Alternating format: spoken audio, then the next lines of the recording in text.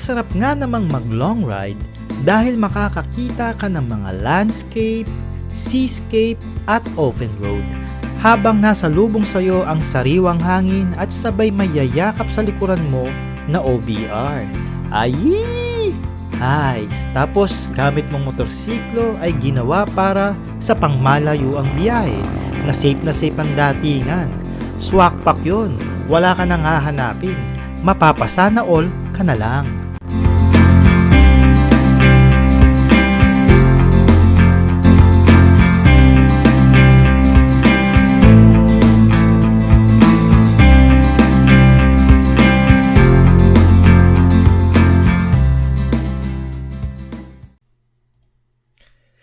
Kaya ako sinasabi ang mga bagay na yan, mga brothers on the wheel, dahil napag-uusapan nating motorsiklo ay isang maxi scooter na gawa ng SYM. So si SYM ay isang Taiwanese company o sa tawag na Samyang Motors. They also popular in Europe dahil nga naman sa kalidad ng mga motorsiklo nila lalo na pagdating sa mga scooter. At dati na rin silang naging partner ng Honda sa paggawa ng motorsiklo bago pa sila naging independent company sa pagmamanufacturer ng mga bikes. Kaya ang SYM ay may mga napatunayan na rin kung motorsiklo lang ang pag-uusapan. Brothers on the Wheels, bago tayo magsimula, huwag niyo muna kalimutan mag-subscribe at i-click ang kalembang. At i-like niyo na rin ang ating page sa Facebook para ma-update kayo sa balitang motorsiklo. Cheers!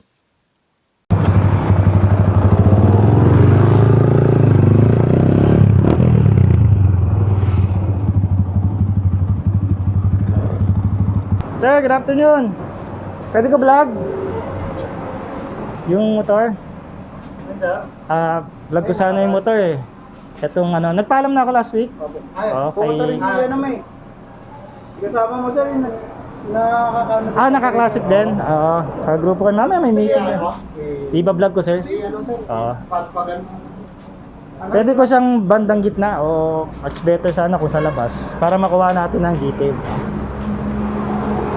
Sir, warranty nyo rito, anong binibigay ng SYM? Sir? Sa warranty nyo? 1 year po yung warranty po sa service. Ha? Sa service po, may 1 year po sir. Sa service, sa parts, depende sa makina magkakaiba sa tsaka sir. Nasa sa panlabas po. Okay. Brothers on the Wheels, welcome sa Sort Moto at welcome sa vlog.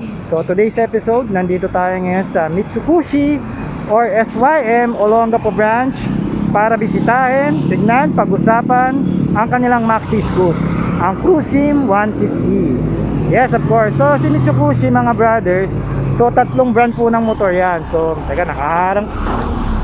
So tatlong brand po ng motor yan, no? So sila po yung SYM, Euro Motors, and of course yung Keyway.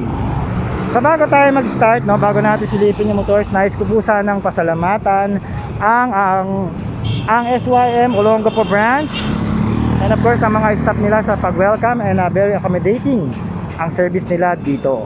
Okay, so tara, silipin na natin at pag-usapan, malaman kung anong presyo at kung anong features ng motor na to.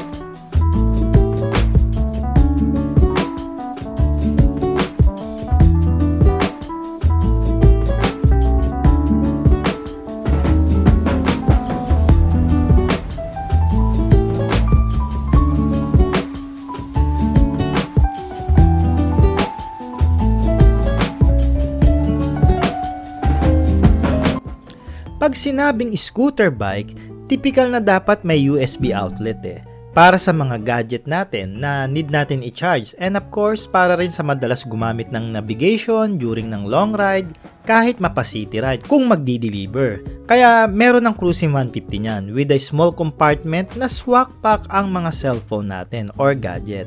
The Cruisym 150 has already equipped with anti-tip system para iwas sa carnap ng motor, at syempre para ma-sure ka dito di pa comprehensive insurance mo na rin ang iyong unit, di ba? CST ang brand ng gulong, tubeless na rin ito with the size of 190 in the front and 110/80 in the rear with 14 inches na mags na pwede mo pa itong lakihan kung sakaling magpalit ka ng mas magandang brand ng gulong like Pirelli, Michelin, Dunlop, or IRC brand.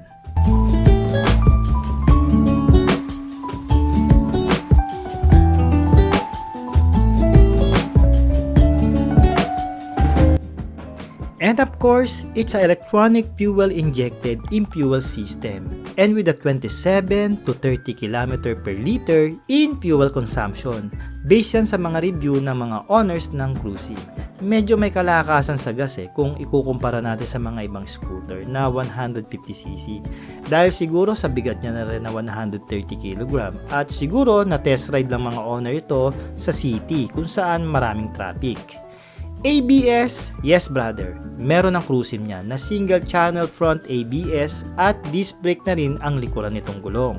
Sadly, pagdating sa lighting system, taillight at position light lang ang LED ang pagkakayari. Pero sana sa magiging latest model ng Cruisym ay gawin na ng SYM na LED made na lahat ng ilaw tapos dagdag na lang ng konti sa presyo.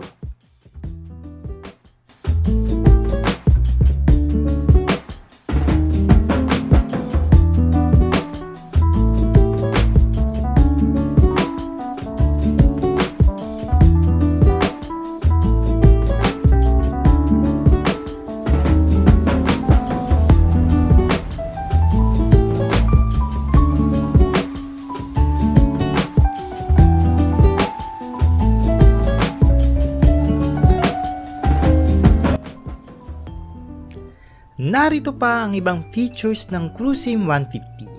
Digital setup ang panel gauge nito with basic indicator na hinahanap natin sa isang scooter.